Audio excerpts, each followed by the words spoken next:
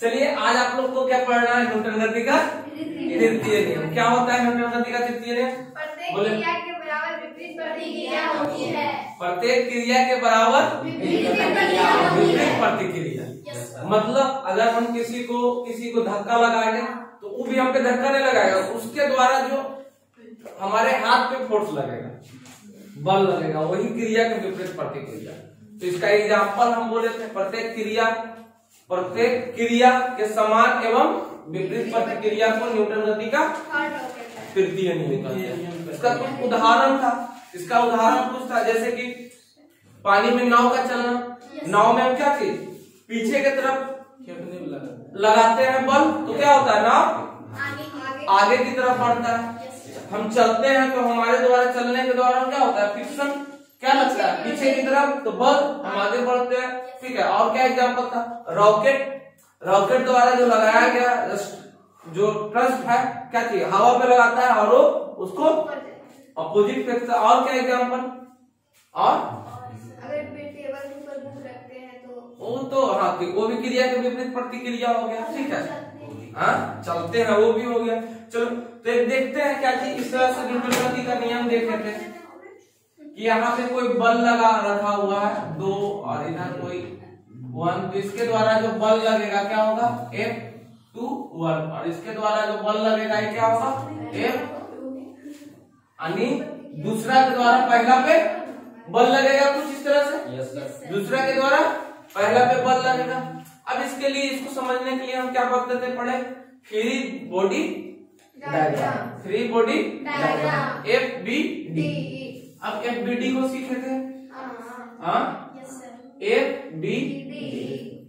पहला FBD में क्या, कोई सरफेस पे अगर बॉडी रखा हुआ है, स्टेबल है, तो हमेशा देखो एक बल ऐसा बल है जो हमेशा उसका नेचर परिवर्तन नहीं होता। एक बल जो है हमेशा पृथ्वी के केंद्र की तरफ, जो वेट होता है, वेट W बराबर mg, जो बाहर होता है हमेशा पृथ्वी के केंद्र की तरफ। कल पढ़ा चुके हैं, पृथ्वी के केंद्र की तरफ लगता है। जो पृथ्वी के केंद्र की तरफ लगता है वो W को कभी परिवर्तन, चाहे वस्तु जैसा स्थिति में रहे, कुछ हो जाए वस्तु, वो हमेशा नीचे की तरफ ही लगेगा। ठीक है, तो W वेट जो है पृथ्वी के हमेशा केंद्र की तरफ लगेगा। तो W बराबर हम क्या पढ़े थे, W बराबर मास और उसका गुरुत्वाकर्षण पृथ्वी का mg।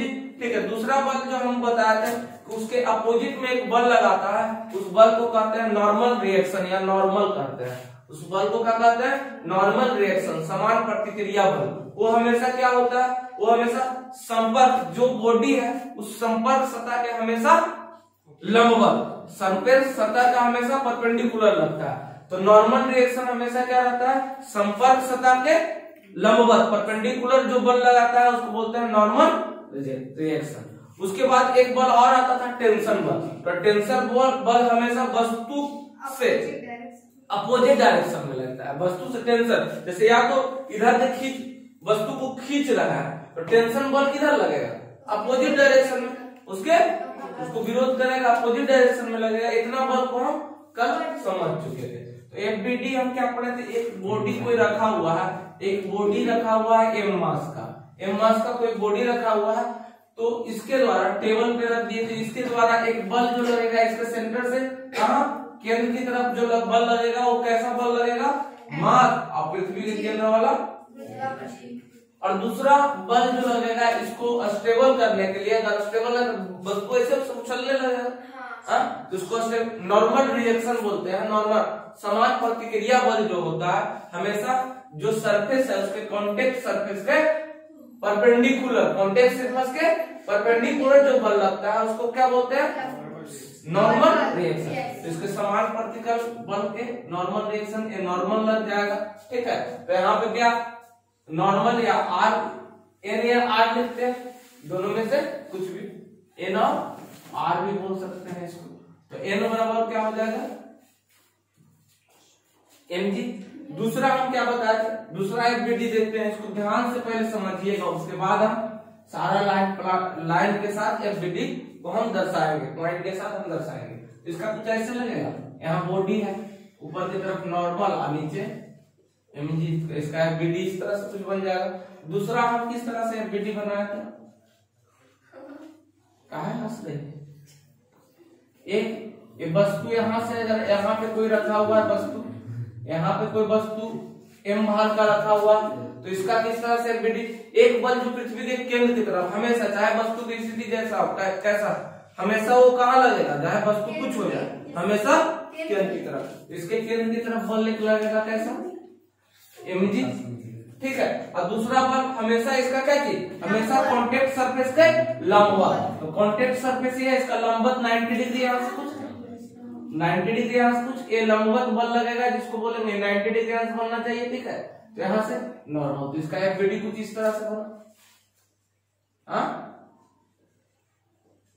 नॉर्मल। या कोई दिक्कत वाली बात, कोई दिक्कत, इसको आप लोग लिख लिए थे, हाँ।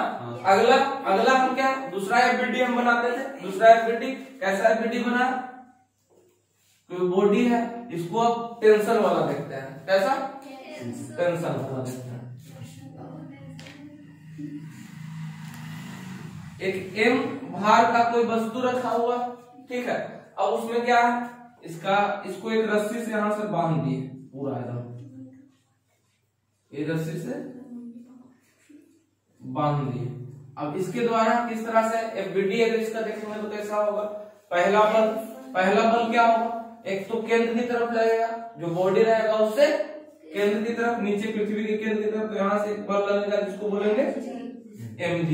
दूसरा इसका अपोजिट लगेगा, जो इसको बैलेंस करेगा नॉर्मल, तो इस सरफेस जो कॉन्टेक्ट सरफेस है उसका नॉर्मल, इसका कॉन्टेक्ट सरफेस का नॉर्मल एक बल लगेगा जिसको क्या बोलेंगे, नॉर्मल रिएक्शन F N या R बोल देते हैं, ठीक है।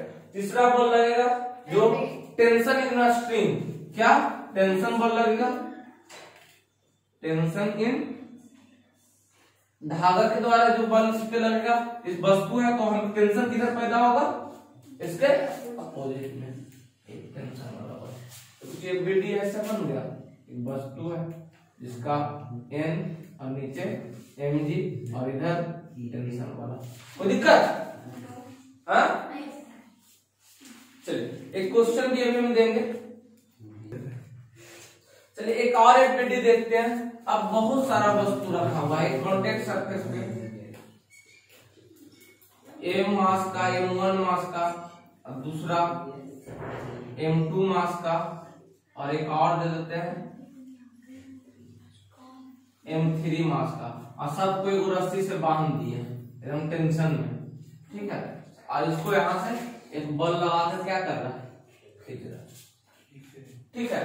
तो इसके द्वारा अब कितना टेंशन होगा, क्या होगा, इसका एफबीडी अगर देखेंगे, इसका एफबीडी देखेंगे तो कुछ किस तरह से बनेगा, इसका एफबीडी किस तरह से बनेगा।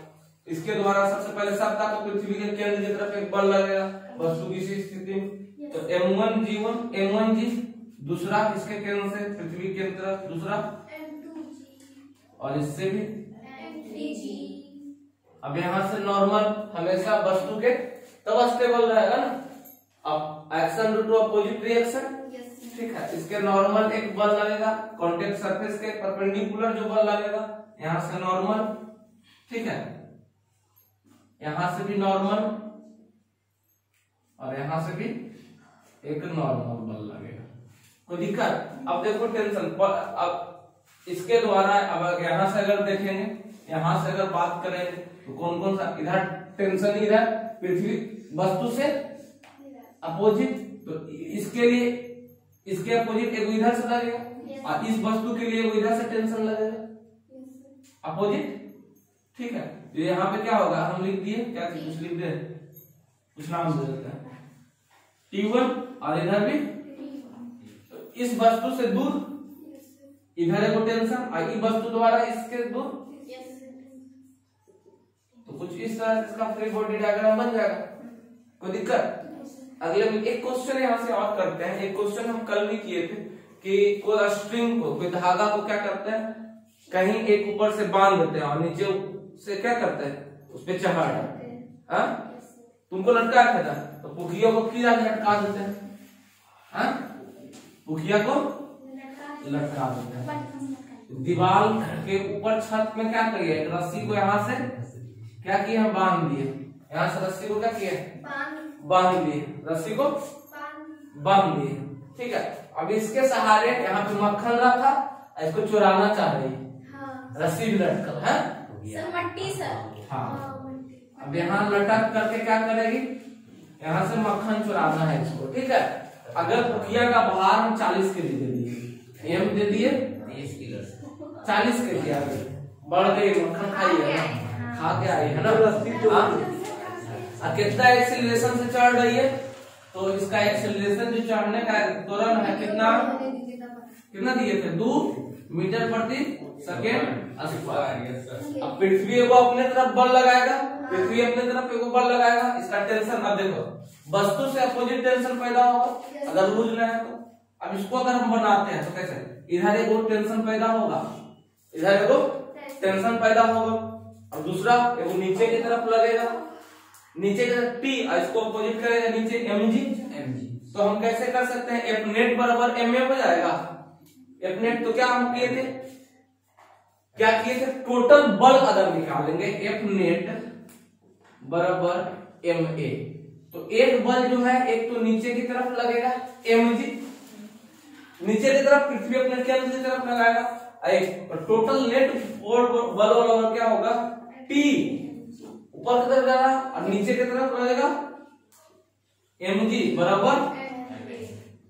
अब यहाँ से कुछ इस रस्सी में कितना टेंशन है तो हम निकाल देंगे, तो T बराबर हम ऐसे लिख सकते हैं ma प्लस mg। तो टोटल टेंशन पर अगर हम बात करेंगे तो m कितना केजी की थी, 40 केजी की, और एक्सीलरेशन से कितना चढ़ रहे 2, अब g का मान कितना हम कंसीडर करेंगे, 10 मीटर प्रति 40 केजी का,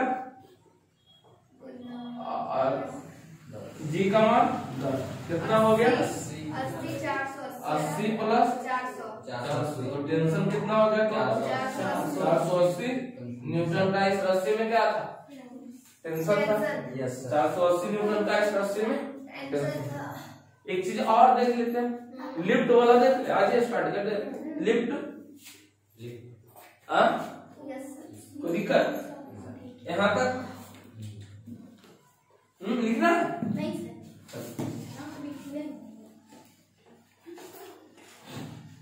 अभी बहुत सारा केस पढ़ाएंगे, तो फ्री बॉडी डायग्राम से ड्रॉ करने बता रहे हैं, अभी इसका बहुत सारा केस पढ़ाएंगे, टेंशन कैसे निकालना है, ठीक है, बहुत सारा केस पढ़ाएंगे, अभी बस सीखो कि कैसे हम निकाल रहे हैं।